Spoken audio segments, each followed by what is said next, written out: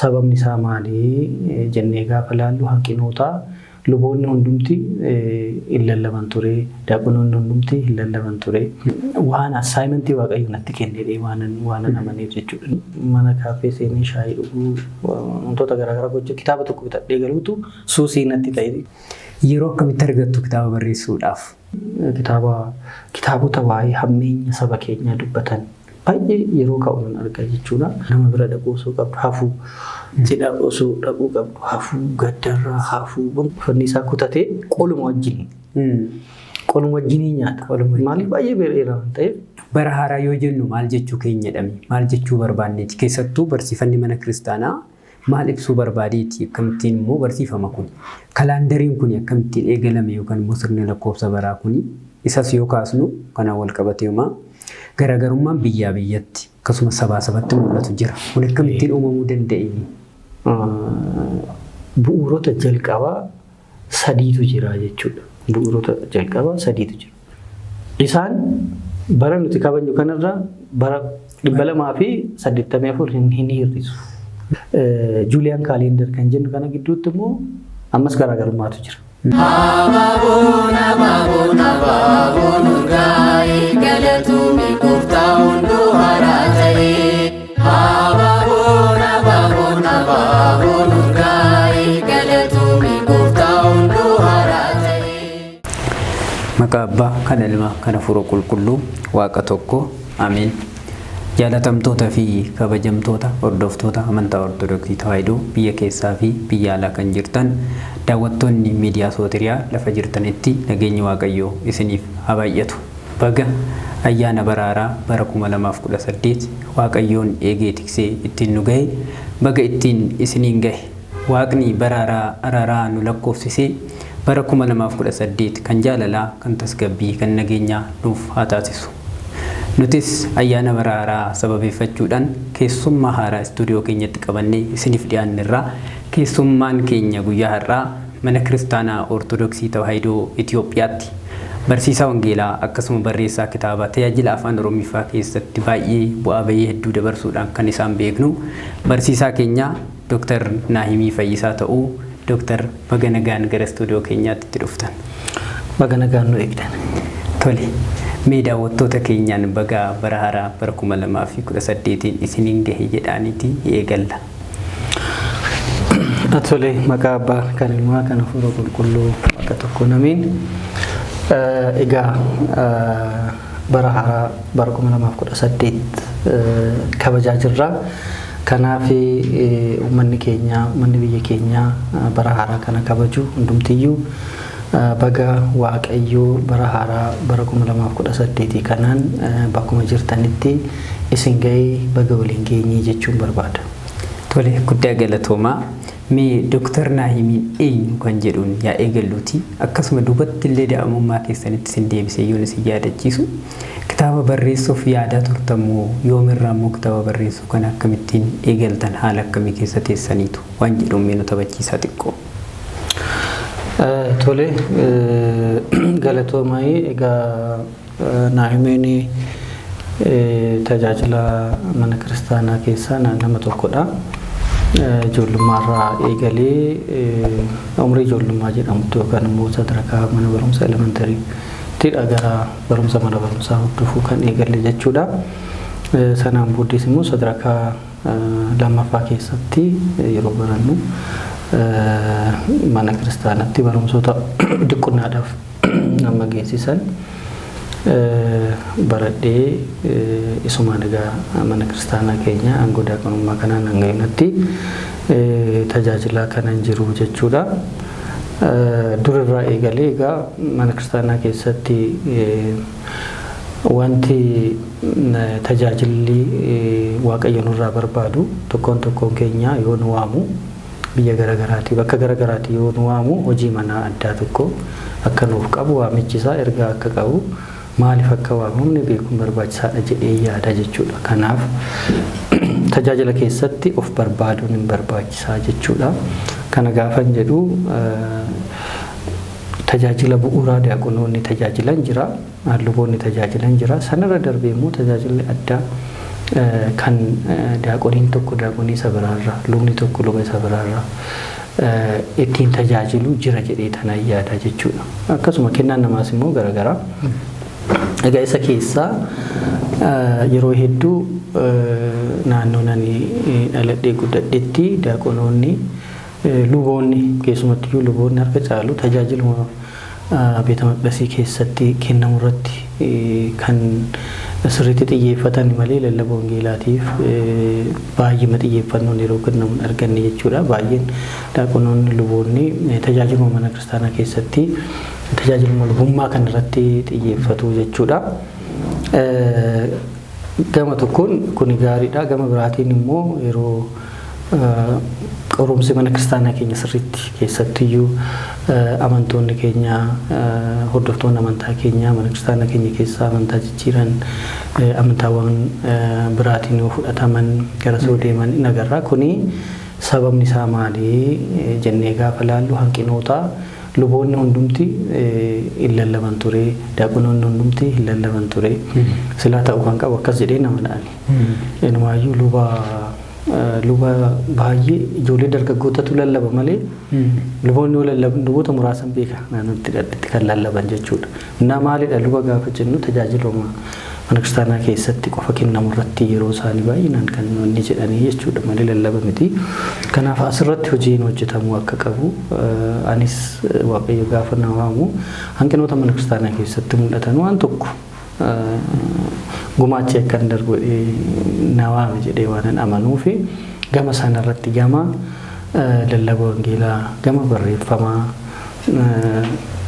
barreeffamas immoo gaafa yaadu kitaabota barbaadutti gaafa ga'u afaan oromootiin muraasatu ture wanta hedduun gaaffii hedduudhaaf deebiin yeroo itti kennamuun agarru.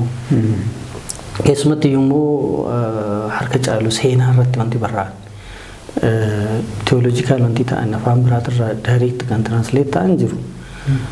Seenaa hawaasa keenya jiru jireenya hawaasa keenya wal qabatee wantoota walitti firoomsanirra warri kun caalaa addaan wantoonni fageessan yeroo dubbatan waan dhaguuf asirratti hojiiwwan hojjetamuu qaban akka jiraatan natti mul'ate jechuudha. Kanaafin isa diigaa gochuu barbaadutti ka'ee jechuudha. Maaliif kunis waan assaayimentii waaqayyo natti kennedhee waan amaneef jechuudha. Nama biyya biraati fakkeenyaaf tajaajiltoonni hedduun Tigraay irraa hin dhufu, Gojjaam irraa hin dhufu, Gondar irraa hin dhufu, kunuuta garaagaraa irraa hin dhufu. Waan namni jedhu kana garuu gama seenaatiin wantoota jiran kana duudhaa, safuu, aadaa hawaasa keessa jiran kana akka kootti beekanii barreessuun rakkatu jechuudha. Kanaaf egaanii assaayimentii addaa isaanirraa adda ta'een qabaa jechuudha. Asumaan obboloota keenya fanii obboloota na fakkaatanii fi keessumatti Oromiyaa keessatti haala uummanni keenya keessa jiru jiruuf jireenya keenya safuu keenya ilaaluun hin barbaachisan natti fakkaata. Malee waruma biraa fakkaachuudhaaf waan namni biraa godhe qaamni biraa waan godhaniif qofa gochuu akka hin qabne dhugumatti isa kamtu mana kiristaanaa fayyadaa manni kiristaanaa bakka kamiini deeggarsa barbaaddii kan jedhu ilaaluun qabu jedhee tana yaada jechuudha. Sanumarraa ka'een egaa yaada kitaaba barreessuu kanatti otoo hubannoo illee gahaa hin qabaatiin inaaffaadhuma. Inaaffaa fuurawaati malee ani dhugaa dubbachuuf jalqaba irratti nama carraa mana barumsa dilbataa dhaqeellee barachuuf carraa hin arganne jechuudha. Baay'ee istiriiktii ture haalli guddina kooti. Kanaaf booda kanan gabbifachuu danda'e jechuudha. So kanaafan asirratti hanqinoota jiran kana guutuuf sanarratti xiyyeeffadhe gama kitaaba barreessuu hanqinoota jiranii fi rakkinoota jirantu na kakaasee dabalataan immoo kitaabota baay'een dubbisaa baay'een dubbisaa waan harka caalu yeroo ko barumsaan yeroo dabarsetti amma yoonaatti amma komitmentiiwwan garaagaraa gaafa sitti baay'achaa dhufan xiqqeessita malee ani mana kaafee seenee shaayii dhuguu wantoota garaagaraa gochuu kitaaba tokko bitadhee galuutu suusii natti ta'e keessattuu yeroo tokko akkasuma ta'ee ture jechuudha. Sababa sanaan wanta hedduu gaafa dubbistu waan beekte ishee xiqqoo kan immoo tarii afaan Oromootti hiikee gabaabsee akka uummanni guututti barreesse kan jedhuun sanatti seenuu danda'e jechuudha. Tolee guddaa galatoomaa. Tajaajila mana kiristaanaa keessatti galanii qaddasuu caalaa maayileetii isaatiitti dhaabbachuu caalaa tajaajilli barreessuu barsiisuu hanqina akka ture kaastaniittu. Hanqina kana immoo nama tokkootti akka nam tokkootitti iddoo nam tokko guutuun qaba jettaniitu achumarraa lallabuu kitaaba barreessuutti kaatan jechuudha. Amma hojii dhuunfaa keessanii hojjettuu kitaaba isin barreessitu. Keessattuu kan hin dagatamne yeroo darbe kitaaba 5 badhaastaniitu mana kiristaanaatiif amantoota kanaaf kennitaniittu. Kuni waan guddaadha. Kitaaba 5 jechuun dhamaatiin duuba jiru kam akka ta'e tilmaamuun ni danda'ama salphaadha jechuudha. Yeroo akkamitti argattu kitaaba barreessuudhaaf? Egaa maalidha dhugaa dubbachuu fi akka yammaa qayyootti kitaabota amma ammaatti egaa kitaabota yeroo darbee dabalatee gara kitaaba 8 translate kan ta'an wajjin gara kitaaba 10tti dhiyaachuu danda'u jechuudha. Kitaabonni kuni tokko tokko fakkeenyaaf kitaaba barnoota amantaa jedhu yoo fudhanne sududaan wanni isaa edishinii isaa guutuudhaan yeroo jalqabarra yeroo ka'utti riisorsiin nu qabnus waldaadhaan maxxana waldaatu raabsaa garuu immoo humni waldaa limited yeroo ta'utti bakka irra geenyetti maxxansina sana booda kanaaf itti daballee hamma fuul edishinii bira ga'utti kitaabni deeme tokko barnoota amantaa kan jedhudha jechuudha. Kitaaba guddaadha. Sanarraa kan hafan kitaabonni seenaa irratti xiyyeeffatan kitaabonni 2 jiru. Ortodoksii Oromiyaatti kan jedhuu fi boqonnaa haaraa kan jedhu. Waa'ee qulqullootaa immoo walumaa galatti hubannoo namootaa kan yaadannoo qulqullootaa kan jedhu sinkisaara yeroo sana maxxanni ture afaan Oromootiin sinkisaararraa fi kitaabota garaagaraarraa walitti qabamee kan afaan Oromoo gaggabaabsee akka namaaf galuuf ta'utti kan qophaa'e kitaabonni akka hiikaa jechoota illee kitaaba xiqqoon wayii isheen qopheessuu yaaleera tarii luboonni fi daaqonoonni afaan Oromoo hin dandeenye kitaaba sana dubbisanii afaan Oromoo baratanii ittiin tajaajilu yoo danda'an isaan gargaara kan jedhurraani. Akkasuma kitaabni immoo nama jajjabeessuu danda'an dargaggoota akka ergaaf ergamaa kun fa'aa jiru jechuudha. Kitaabonni kun yeroo barbaadu dhugaadha. Yeroo barbaadu keessumatti yoo kitaabni seenaa Ortodoksii Oromiyaatti jedhu waggaa dheeraa kitaaba fudhateedha. Maaliif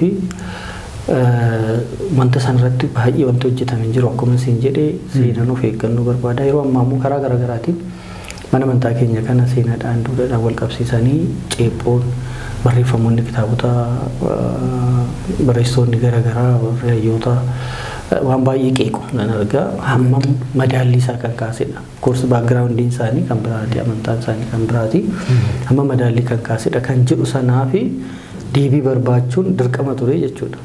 Waanuma tanatti yoo gaaffii ta'an baay'eetu turanii jechuudha. Isa keessatti egaa wanti ani akka nama tokkootti gaaffiin hin qabu jira akka Oromootti. Akka hawaasa kana keessaa bahetti gaaffiin namni amantaa musliimaa gaafatu ka protestaantii gaafatu wantoota sabaan maaliif wal qabatan bataskaana keenyaan wal qabatan yoo jiraatanii gaaffiiwwan akkasii jiru. Gaaffiiwwan immoo keessaa immoo akkuma nama ortodoksii tokkotti iyyuu gaafatan ijoolleen ortodoksii ta'an iyyuu gaafatan jiru. Kanaaf haalli nan itti hubadhuu fi haalli nan itti deebii kennu wanni isaa tokko miti jechuudha gaafa sirriitti ilaaltu.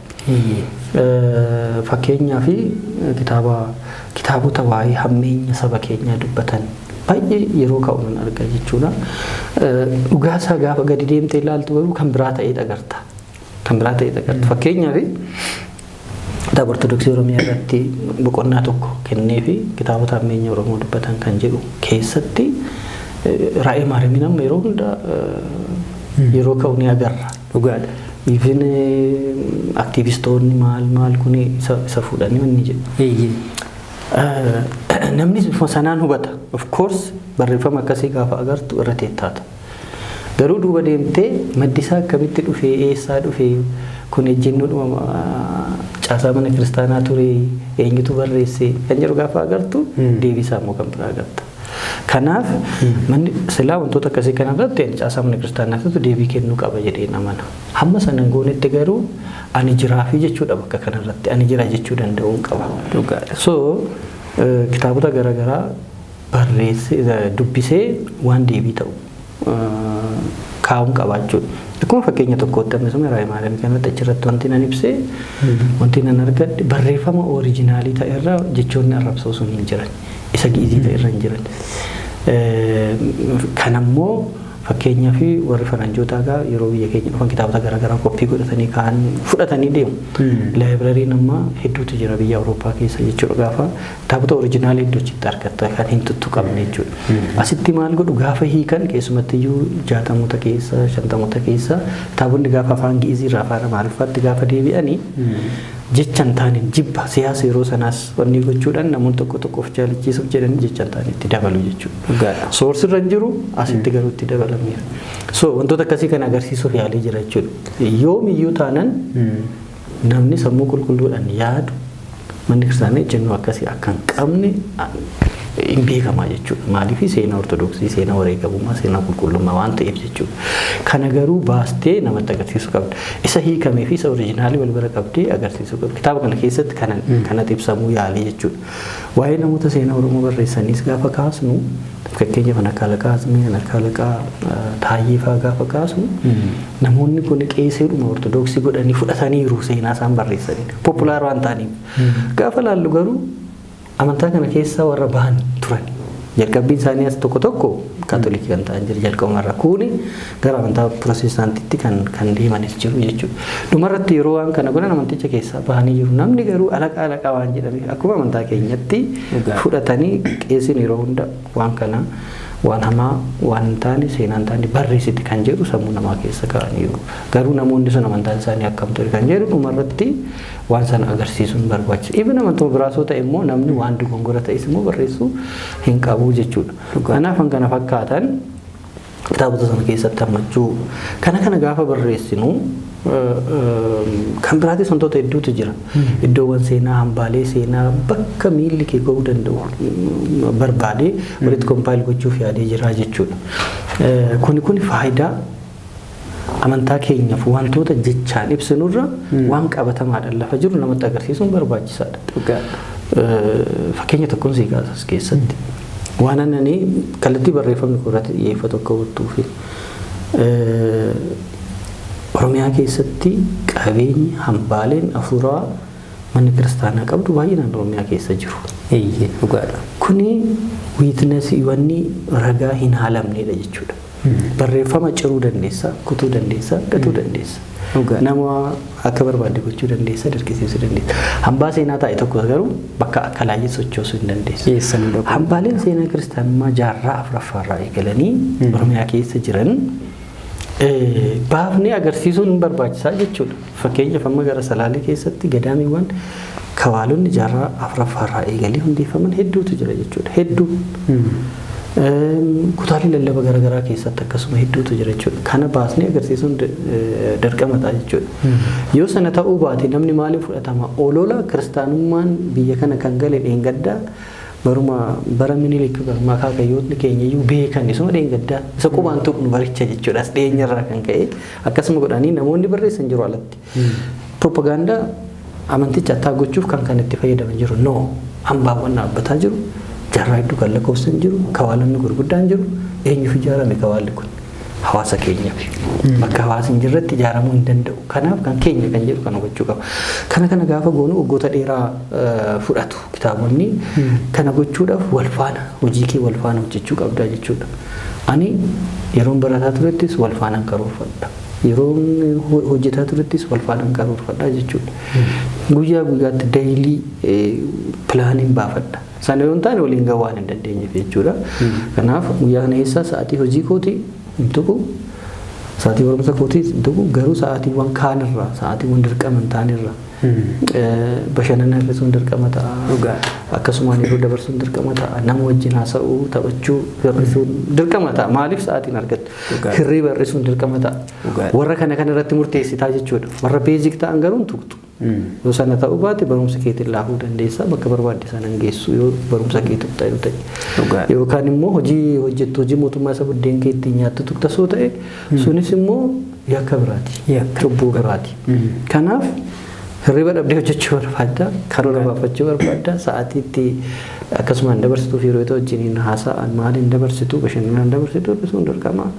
Aarsaa sa'aatii kaffaluun dirqama. Bifa kanaan walumaa galatti garuu karoorfattee jalqabaa hamma dhumaatti kaanaan namoonni hedduun baay'ee hin milkaa'u jedhee tanan yaada. Ji'a afuraatti hin milkaa'u jedhee tanan yaada.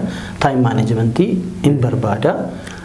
Taayim maanajimentii faana egaa wanti hundi nama guutee osoo hin taane hamma danda'ametti garuu wanti obsitu hedduutu jira. Wanti dabarsitu hedduutu jira. Beela'uun jiraachuu danda'a, dadhabbii guddaan jiraachuu danda'a, nama bira dhaquu osoo qabdu hafuu, cidha osoo dhaquu qabdu hafuu, gaddarraa hafuu, wantoota garaagaraa ivantiiwwan sooshaallii ta'an baay'ee namni sitti mufachuu danda'a garuu wantoonni sun wantoota darbanidha. Waan bu'uuraa immoo kaa'uun dirqama waan ta'eef amanteetti galtes waan ta'eef bifa kanaan kitaabota kana heeyyama waaqayyootu hundaa olitti garuu heeyyama waaqayyoo harkaa nurraa hunduma keenyarra qabatee kan tajaajilu bifa sanaan ta'ee jechuu kooti. Gumaacha guddaadha dhugaa dubbachuudhaaf taananii keessattuu dhimma amma kaastan irratti ilaalchonni namoonni dhuunfaan barreessaa turan akka ejjennoo mana kiristaanaatti yeroo itti godhamee barsiifamaa ture ilaalamaa tureera. Kun immoo saba tokkoof qofa iyyuu hin taane akkuma mana kiristaanaatti biyyattii kanarratti dhiibbaa fiduu danda'a. Mana kiristaanaa keenyatti dhiibbaa fiduu danda'a saba tokkoof qofa hin taane jechuudha. Isin immoo kana furuudhaaf waa baay'ee dhamaatanii dadhabdaniittu kitaaba barreessitaniittu waa baay'ee gumaachitaniittu dhugumatti eebbifamaa. Irra deebiidhaan baga bara 2018 baraaraadhaan waaqayyoon isiniin gahe. Amiin. Baga waliin geenyas maa wal qabatee haalli barreeffamaa fi walumaa galatti wanniin tokko jira. Seenaan tokko namichatu beela'ee gaafa beela'u asheeta baaqilaatti dhufa. Baay'ee beela'eera namni kun. Baay'ee beela'eera. Asheeta baaqilaatti yoo dhufu akkuma jiruun uffanni isaa kutatee qoluma wajjiniin nyaata. Maaliif baay'ee beela'eera waan ta'eef qoonqoon nama gaggabsitii waan nama goon hin qabdu miti ree. Kanaaf akkas godhe. Takka turee xiqqoo yoo gab godhatu keessaa baasit firii isaa keessaa baasee nyaachuu qaba. Amma gara quufuttoo dhufu immoo keessas wanni biraatti jira miti ree baaqilaan. Qola ishee keessaa immoo gaafa kaastu wantoota lama paartii biraa qaba. Ishee keessaa ishee nyaachuu qabe. Haalli tajaajila keenya keessattuu gama waldaa duukaa bu'uutaatiin yookaan immoo tajaajila afaan oromootiin godhamu akkas natti fakkaataan. Even anumtiyyuu haalli kitaaba ittiin barreessu. Jalqaba irratti inaaffaarraa wanni irraa beela hamaa wanni keessa jirurraa kan ka'e waluma girdifi walitti qabdee madaftee baay'ee kwaalitii isaatiif hin dhiphattu jechuudha. Dhugaadha. Kitaabni tokko mata duree hedduu qaba. Kanas kunis hin hafin wanni irraa ibar yeroo waan dhabdeef jaalaluma irraa keessumattuu immoo dargaggummaa keessatti waan akkasii haappiin godha miti nama amantaa keessa gaafa jiru dargaggeessi waan hundaan miidhannaa gaafa xiqqoo wantoonni immoo bakka qabachaa dhumu namoonni biraas tajaajilatti yookiin tajaajila bal'achaa gaafa dhufu immoo inni jetta dhumarratti immoo gara maalitti deemtaa speeshaalaayiz gochuutti deemtaa jechuudha. Kana fakkaatu kitaabonni amma jalqaba irratti barnoota amantaa gaafa laaltu waan hedduu keessaa qabu. Dhumarratti kitaaba dhuma kanaan barreessee yoo ilaaltu xiqqoo speesifik wantoota ta'an fakkeenyaaf amma sirna waliigalaa kan jedhu kun waa'ee sirnaa qofa isa keessaa bal'inaan barreessitaa jechuudha. At the same time tajaajila afaan oromoo akkasumatti speeshaalaayiz ta'aa jiran fakkeenyaaf miidiyaa irratti hojjechaa jirtu waan biraa dhiistan miidiyaa irratti xiyyeeffachuudhaan imala deemnaa gubaa'ee qopheessinaa maal jettan jechuu sadarkaa kanatti amma speeshaalaayiz ta'aa jira. Maaliif suni kabar ta'aa jira qaama biraati. Gaafa waan tajaajilli bal'achaa deemu waan bal'aatti sirriitti bal'istee waan tokko hojjechuu irratti deemta jechuudha. Bifa saniin wanti jiru dhugaa dubbachuuf ammoo baay'ee namatti tola. Kitaabonni hedduunis barraa'aa jiru. Ani barreeffama kitaabaa qofa iyyuu osoo hin taane baay'ee tokko kan jireenya koo keessatti itti gammadu kitaaba qulqulluun afaan oromootti kakuu haaraan hiikamee mana kiristaanaa keenya keessatti dubbifamee arguudha. achi keessatti immoo gaheen irraa baheera jedhee tana yaada jechuudha. Kitaabota kana hiikaa isaa irraa eegalee namoota kaan koordineet gochuu irraa eegalee keessumatti hiikaa wangeelaa paartii hiikaa wangeelaa kana anatu keessatti hirmaate. Kanaafis obboloota kaan wajjin ta'uudhaan manni kiristaanaa keenya waggaa dheeraadhaaf kitaaba isa ala jiru kun kan keenya miti jedhama namni hin dubbisu. Dhugaadha. Inni kun Amaariffaan beeku namni hin dubbisu. Waa lama dhabnee gidduutti taa'aa turre harka marannee jechuudha. Hiikna qaamni jedhu gaafa dhufu immoo isin waan dandeessanii akkamitti kana gootu maal kan jedhu waanumti dhufe duutillee haa dhufu jennee itti galle jechuudha. Ammas beekumsa isa dhumaa qabaannee miti yookaan immoo dhaabbata kitaaba qulqulluutiin wal gitu taanee miti riisoorsii fi humna amma sana qabaannee miti. Gaabbiin as jiru kun garuu wanni nuu kennuu hin dandeenye jechuudha. Soofaadha. Waan dogongorre fooyyessaa dhimma eegaluu qabna ammatti jennee galata waaqayyooti ani jireenya koo keessatti gama waldaaduu qabuutin kitaaba hedduun hiikamaniiru sinkisaarri hiikameera hayimaanota abuun hiikameera kitaabni kunis hiikamanii jiru kitaaba qulqulluun hiikamuu isaatti garuu ani gammachuu guddaatu natti dhaga'ama raatessaa bareedduutu nurraa akka jedhee nama keessa kootti jechuudha.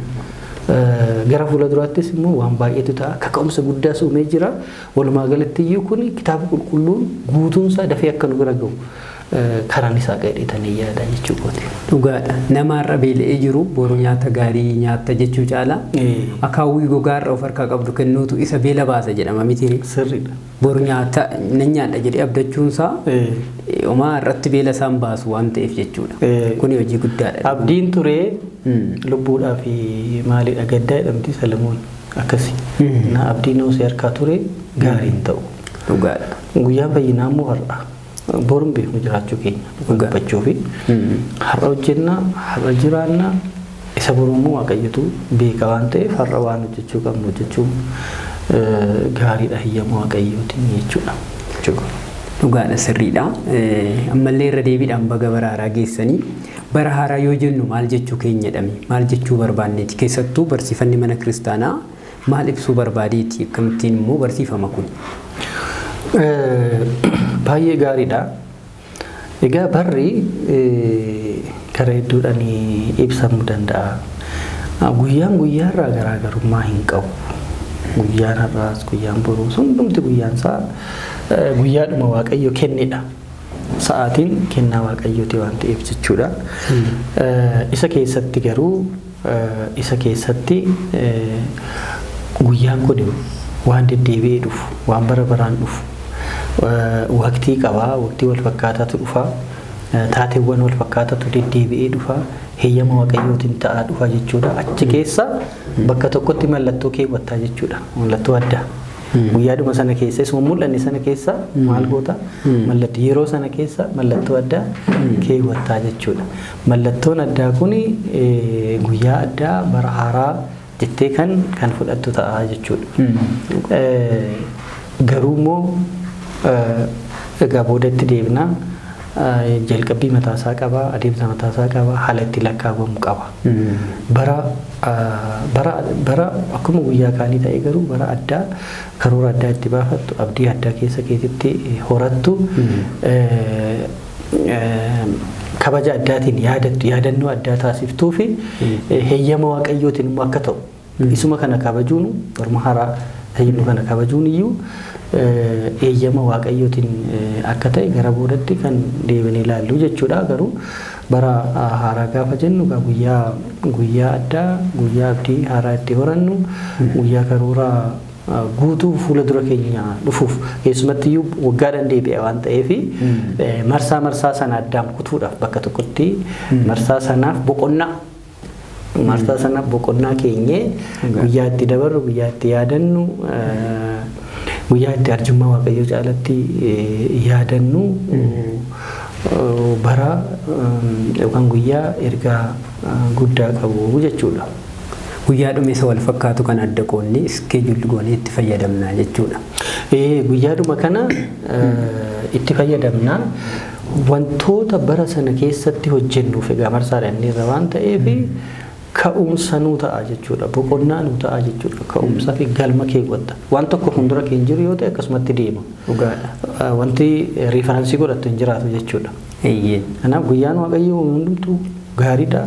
Guyyaan Waaqayyo kennu hundumtuu haaraadha. Guyyaan Waaqayyo kennu hundumtuu addadha. Guyyaan Waaqayyo nuu kennu dhiitee bariiteen kun hundumtuu kennaadha. Isa keessatti immoo bifa addaatiin guyyoonni qulqulloonnis guyyaan qulqulluu ta'anii jiru. Sanbata qulqulleettii jenna miti. Akkuma namni nama keessaa filamee qulqulluu ta'u akkuma yookaan iddoon qulqulluu ta'u guyyaan yeroon jechuudha. Yeroon illee yeroo qulqulluu jennee yeroon itti keenyamee jiraata jechuudha. Bifuma sanaan kan ilaallu ta'a jechuudha bara haaraa gaafa jennu.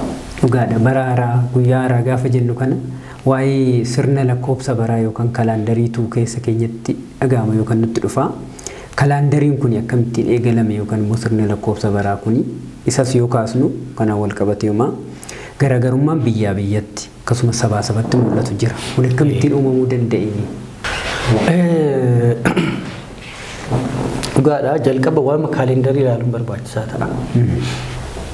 Dhala namaa keessatti seenaa dhala namaa keessatti kalaandariin wal qabatee ka'a jechuudha. Lakkaa dhalli namaa bara lakkaa kalaandarii qaba.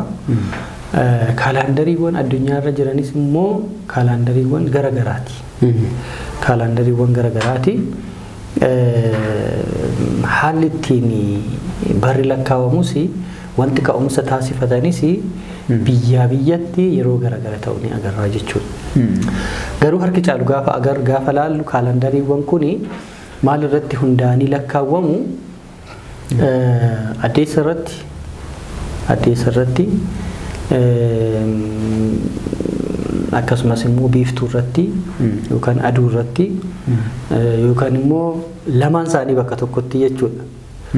Luunii soolaar kan jennuun lamaan isaanii bakka tokkotti fi kan biraa immoo siidaraal kan jennuun yookaan immoo urjiileen wanni isaan agarsiisan bocaa fi haala isaan itti arreenji ta'an ilaaluudhaan kalaandariiwwan lakkaa'amu. Harki caalu kalaandariiwwan gurguddaan kanarratti kan hundaa'an ta'a jechuudha. Yookaan biiftuudha, yookaan addeessa, yookaan biiftuu saddeessa, yookaan immoo arranjimentii urjiileetii jechuudha. Bifa kanaan dhalli namaa lakkaa'aa ture.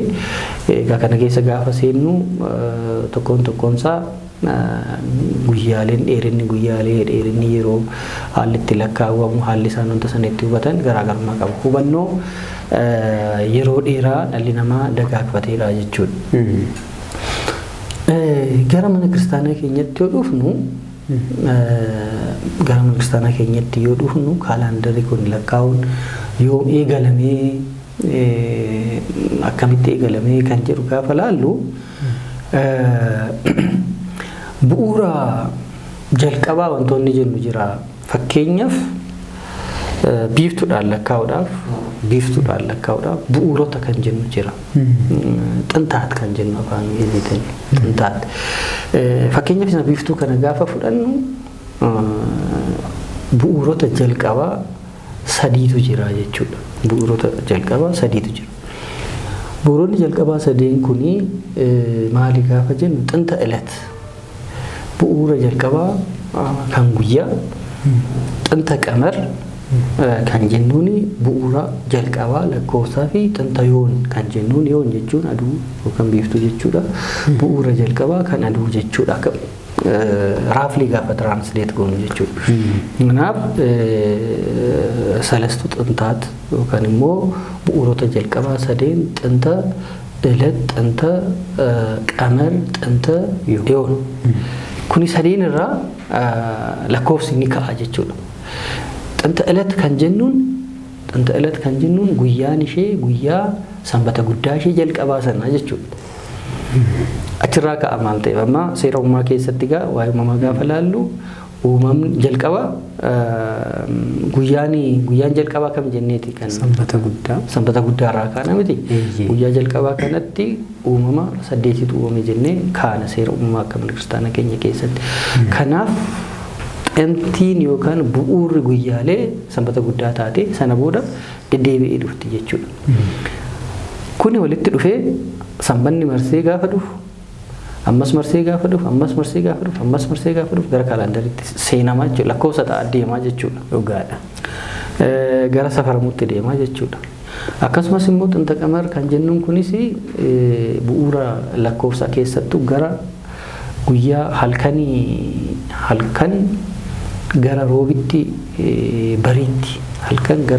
bariitti uumamni ifa kennan kun waan uumamaniif xinta qamariin amma seera uumamaa gaafa laallu boqonnaa jalqabaarraa dubbisuu dandeenya. Boqonnaa tokkorraa guyyaa roobii wantoota uuman addeessi biiftuun kun yaadannoo yeroo ittiin safaruudhaaf lakkaa'uudhaaf akka uumamanitti kan kaa'u jechuudha. Xintaa'uun kan jennuun fi aduu bu'uura kan godhatan immoo aduu addeessa urjiileen guyyaa itti uumaman guyyaa roobii kana. Kana sadeen irraa ka'anii kaalendarii lakkaa'uun kun hin jira mana kiristaana keenya keessatti jechuudha. Hundumtiyyuu barumsi kun baay'ee bal'aadha. Abboonni keenya Addaamirraa eegalee lakkaa'uudhaan subaayee galuudhaan yookaan torbii qabachuudhaan kadhannaa garaagaraa gochaa akka turan, ayyaana kabajaa akka turan, iyyoobeeloo kabajaa akka turan, abboota gurguddoo kan jedhaman kana biratti beekamaa akka ta'e mana kiristaanaa keenya ni barsiifte jechuudha. Keessumatti iyyuu kitaaba Heenook irratti waa'een urjiilee haalli lakkoofsa baraa kun bal'inaan ibsamee ni agarra jechuudha. Kun jalqabumarraa seera uumamaatiin kan wal qabatu. Inumaayyuu maal jedhama Amaariffaan yoon dogongoruu baadhee ዓለም ከተፈጠረ ዘመን ከተቆጠረ jedhama. Kun jechuun erga addunyaan uumamte erga bir uumamte lakkaa'amuun eegaleera. Uumama wal qabata waan uumameef keessumatti iyyuu amma fakkeenyaaf waa'ee umrii addunyaa kana yeroo teessumni jira. Umrii addunyaa jechuudha kakuu haaraa bara kakuu moofaa jennee kan teessifnu jechuudha.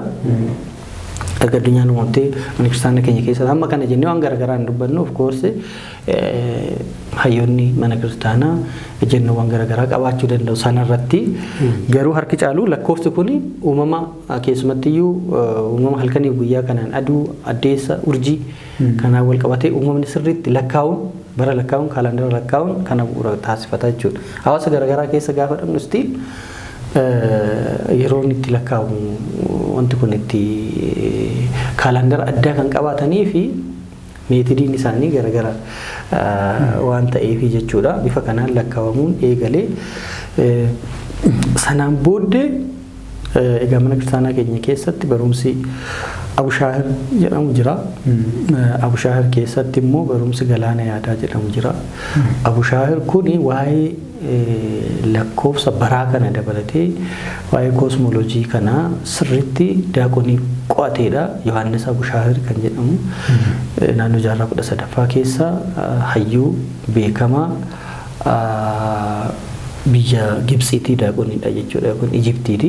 Inni bal'inaan waan barreesseef waa'ee barumsa kanarratti bal'inaan barumsa lakkoofsaa kana gadi fageenyaan waan barreesseef barumsichi Abushaahir jedhamee jira jechuudha. Maqaa isaatiin mogga'ee jechuudha.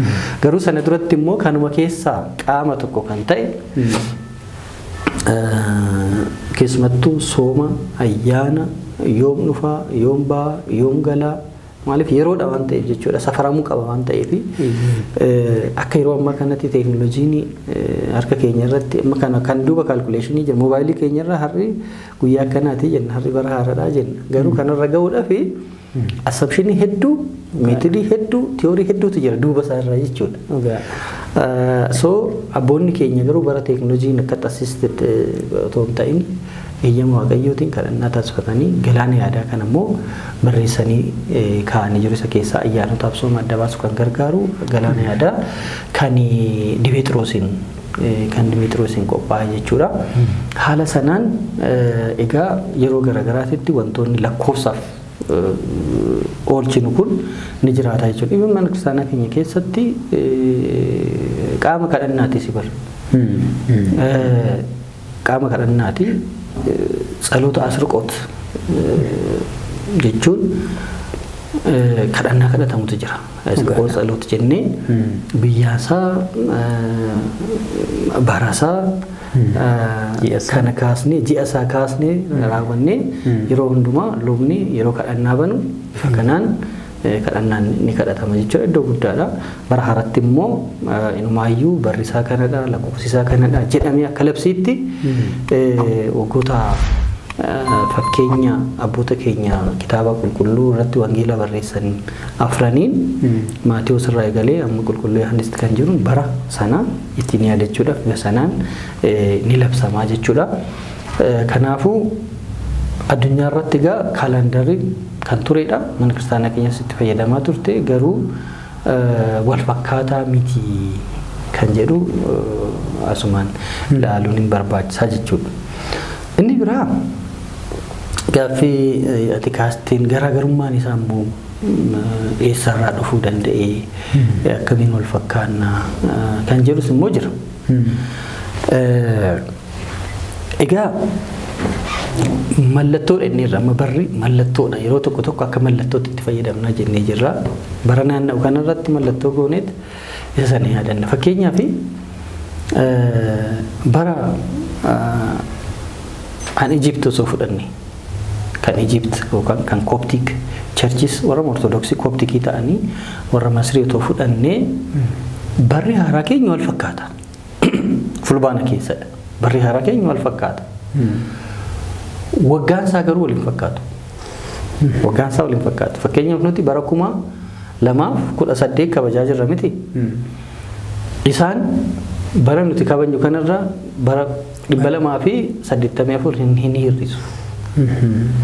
Maaliif tokko jedhanii kan eegalan isaan akka lakkoofsa Girigooriyaanii kanatti bara 284 isaan tokko jedhaniitu eegalu. Tokko jedhanii eegalu. Sababa qabu. Aanu maartii jedhama bara wareegamtootaa jechuudha. Bara wareegamtootaa irraa ka'u isaan.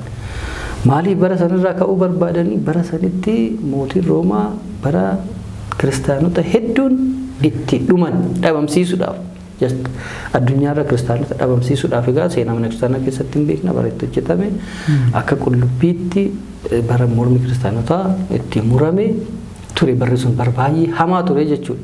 Bara Diyoqilxiyaanos bara hamaa ture jechuudha. Egaa mootota Roomaa Diyoqilxiyaanos fa'aa Maksimiyaanos fa'aa waan hojjechaa turan kiristaanummaa irratti ni beekna. Isaanirraa ka'eeti isaan 284 dhaloota Kiristoos booddee kan jiru tokko jedhanii lakkaa'anii jechuudha. Baraan garaagaraa.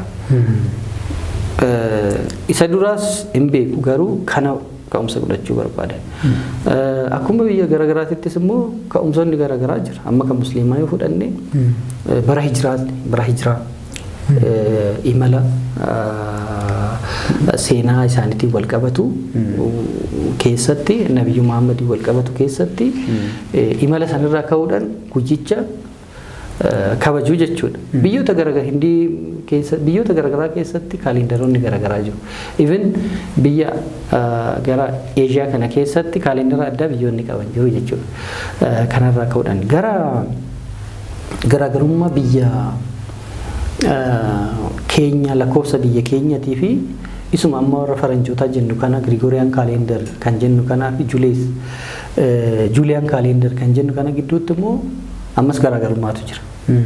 Fakkeenyaaf akka faranjootatti bara amma Septembarii keessa jira. Jiitisaa Septembarii haa ta'u malee guyyaan garaagara. Fakkeenyaaf barris immoo garaagara. Dhugaadha.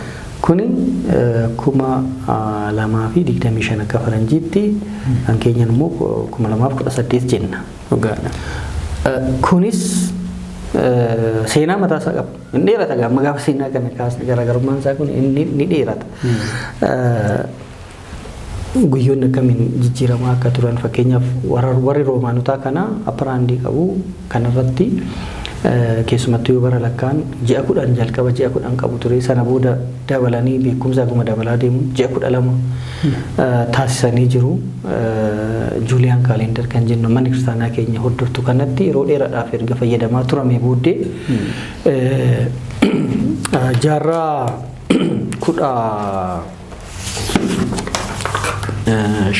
jaffaa keessatti jaarraa 16ffaa keessatti jijjiiramoonni lama ta'anii jiru kan guyyaa fi kan waggaadhaan wal qabatan jechuudha.